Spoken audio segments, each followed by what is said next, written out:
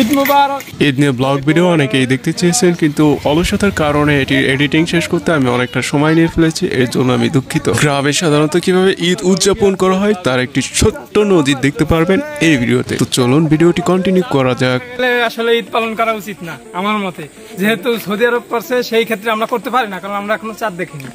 আড়ালে থাকে সে তোমরা দেখতে পারতেছি না, কিন্তু চাঁদ উঠছে, সেক্ষেত্রে ঈদ পালন করা কিন্তু তবে দেখা যাবে ইনশাল্লাহ, আশা করতেছি ইনশাআল্লাহ ঈদ অনেক খুশি, অনেক খুশি। কারণ কি এটা তো রোজাদারদের জন্য ঈদ মূলত।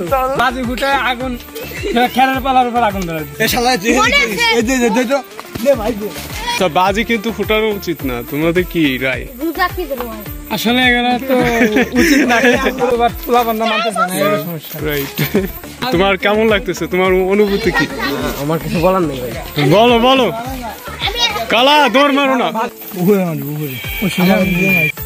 চিল চিল, এই খেলা হবে দে। কুল ইয়ার, নো ড্যামেজ।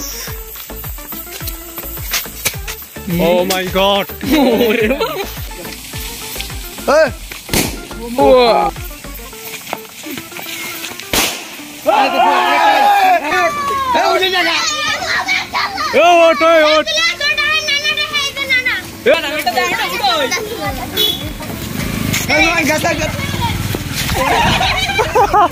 গাইস, একটু হলেই বাজিটা কিন্তু আমার গায়ে পড়তো, কোন রকম বেঁচে গিয়েছি। এখন সময় 5:20, ফজরের সালাতের জন্য বের হলাম।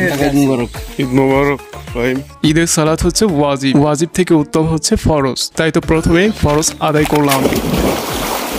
এখন সময় 7:20। মসজিদে অ্যানাউন্স করা হয়েছে সকলে গোসল করে একত্রিত হয়ে একসাথে পায়ে হেঁটে ঈদগাহ ময়দানে পৌঁছাবে।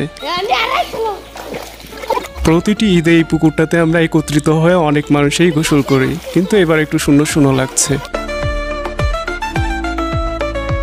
यार तुम्हारा भाई का स्वाइग तो एक बार देखो। उफ, मेरा देखो ताकाচ্ছে কিভাবে। यार दिल तो गुलगुल हो रहा है। নাথিং সিরিয়াস, জাস্ট ফান, ওকে। ঈদগাহ ইতিমধ্যেই অনেক মানুষ পৌঁছে গিয়েছে। ঈদগাহ ময়দানটি পূর্ব পশ্চিম বাড়ি, মোল্লাবাড়ি, দক্ষিণ পাড়া, ডাঙ্গার মাথা, ভেন্নাবাড়ি, সোনাডাঙ্গা সহ এই পুরো এলাকার মানুষকে একটি জামাতে শামিল করে রেখেছে। ইমাম সাহেব খুতবা পাঠ করা শুরু করেছেন, আর খুতবা শোনা ওয়াজিব, নট অনলি খুতবা বাট অলসো পুরোটাই ওয়াজিব। আল্লাহু আকবার, আল্লাহু আকবার, লা ইলাহা ইল্লাল্লাহ, আল্লাহু আকবার। ঈদের নামাজ শেষ করে সালাম বিনিময়, কোলাকুলি করে কে কেমন আছে কি করছে এগুলো জানাজানি হচ্ছে। এটাই বোধহয় ইসলামের সৌন্দর্য। এ যেন পুরো এলাকাটি একটি সম্প্রীতির বাঁধনে আবদ্ধ, যে বন্ধন কোনো দিনও ছিন্ন করার নয়, আর এই ঈদগুলোই সেটির জানান দেয়।